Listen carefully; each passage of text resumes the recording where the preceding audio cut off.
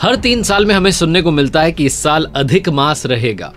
ये अधिक मास क्या होता है और इस बार श्रावण मास में ही अधिक मास क्यों आया है, इसके पीछे की कहानी आपको बताता हूं। आप देख रहे हैं आरजे कार्तिक एक्स्ट्राज। हमारे देश भारत में सोलर कैलेंडर और मून कैलेंडर दोनों को फॉलो किया जाता है, यानी कि सूर्य और चंद्रमा की गणना पर जो 2 अलग अलग कैलेंडर्स हैं, दोनों को हम फॉलो करते हैं। एक है हमारा हिंदू पंचांग और दूसरा है इंग्लिश कैलेंडर, जिसमें 365 दिन और 6 घंटे का एक साल होता है, जिसमें हर 4 साल पर एक लीप ईयर आता है, जो कि हमने बचपन से पढ़ा है, जिसमें फरवरी का महीना 28 की जगह 29 का होता है। अब बात करते हैं हमारे पंचांग की, चंद्र कैलेंडर की, जिसमें एक साल 354 दिनों का होता है। अब सौर कैलेंडर और चंद्र कैलेंडर यानी कि सोलर और मून कैलेंडर जो है, इसमें एक साल में 11 दिनों का डिफरेंस रहता है।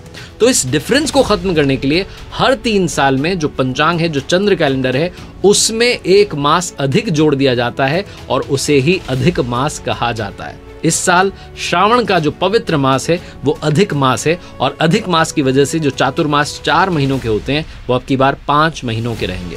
इस वक्त चल रहा है, अगर मैं बात करूं नव संवत्सर की हमारे पंचांग की, तो नव संवत्सर 2080 जो कि 13 महीनों का रहने वाला है। हिंदू पंचांग में हर बार करीब 3 साल के बाद में ये अधिक मास आता है, और श्रावण में इस बार जो अधिक मास आया है, ये संयोग, ये दुर्लभ संयोग 19 सालों के बाद में बन रहा है। इससे पहले 2004 का वो साल था जब अधिक मास श्रावण मास में आया था।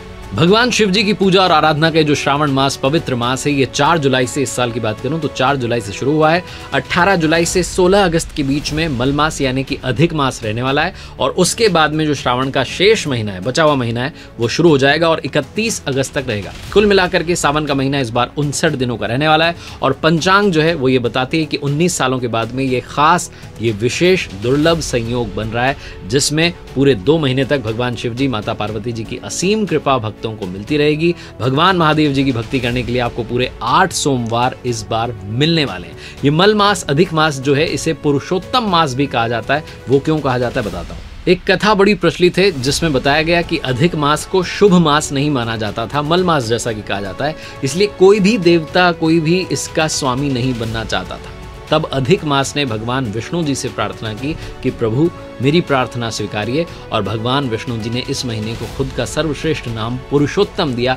तभी से इसी मास को अधिक मास की जगह पुरुषोत्तम मास कहा जाने लगा। इस महीने में भागवत कथा पढ़ें, सुने, मंत्र जप, पूजन, धार्मिक अनुष्ठान, दान, ये सब करें। बहुत ही स्पेशल जो है ये महीना है भक्तों के लिए, और इस बार श्रावण में आया है इसलिए और ज्यादा विशेष हो गया है। इस महीने में जो भी भगवान का चिंतन मनन करता है उसे हरि की यानी कि भगवान विष्णु जी की, क्योंकि पुरुषोत्तम मास है, उनकी कृपा मिलेगी, और हर की यानी कि महादेव जी की कृपा प्राप्त होगी, क्योंकि श्रावण का मास है। अधिक मास में बहुत सारे कार्य जो हैं वो निषेध रहते हैं, जैसे कि विवाह, मुंडन, गृह प्रवेश, ये शुभ कार्य नहीं होते हैं। सूर्य संक्रांति इस महीने में नहीं होती है, इसीलिए इसे मलिन माह यानी कि मल मास भी कहा जाता है। नामकरण, यज्ञोपवीत संस्कार, ऐसे काम भी इस मास में नहीं किए जाते हैं। तो पूरी कहानी मैंने आपको ये 2 मास का इस बार जो श्रावण आया है वो आपको समझाई। ऐसी ही बहुत सारी बातों के लिए देखते रहिए नया चैनल जिसका नाम है आरजे कार्तिक एक्स्ट्राज। आपको मंदिरों की मिस्ट्री अगर जाननी है, अगर आपको रहस्य जानने हैं, तो एक नई सीरीज मैंने शुरू की है जिसे आप मेरे चैनल पर देख सकते हैं। उसका नाम है मिस्ट्रीज ऑफ टेम्पल।